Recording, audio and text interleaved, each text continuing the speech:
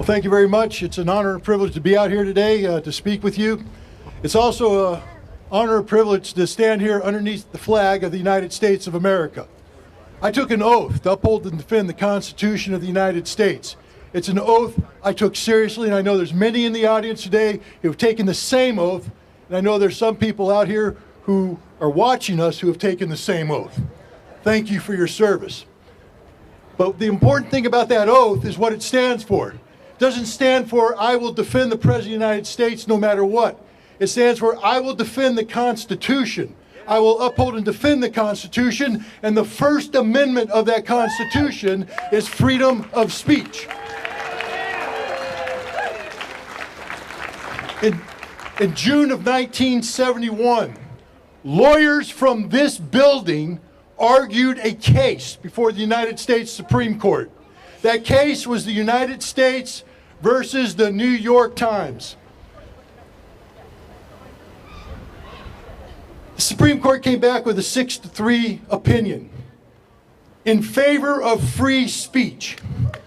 What they said at the time is that the First Amendment doesn't allow the government to suppress the press, but the press to suppress the government.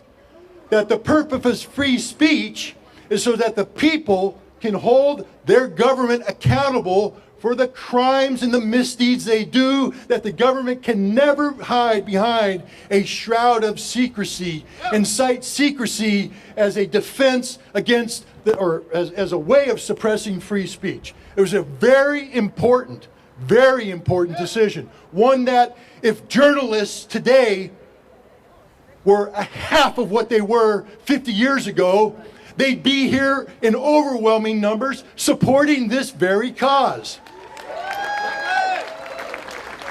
1 month after the Supreme Court passed or voted 6-3 for this opinion, a child was born. His name was Julian Assange. 1971. Here we are today talking about free speech, and we're talking about Julian Assange in the same breath. Because, ladies and gentlemen, he is the face of free speech. He is that which defines the struggle we should all be united in. Standing up for our right to say what we want, when we want, to whom we want. Now, unfortunately, Julian Assange may be extradited to our country. I hope it doesn't come to that. But if he does, I demand that the U.S. courts pay attention to the words written in the opinion of United States versus the New York Times, where the Supreme Court chided the lower courts and said, you should never have even heard oral arguments on this.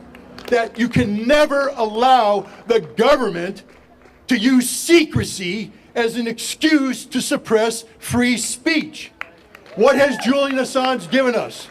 Julian Assange has done nothing more than that which we demand of everybody who claims to be a journalist. That is, to find the facts, report the facts, and turn them over to the people so they can judge the facts and hold people accountable for the facts. He's exposed war crimes.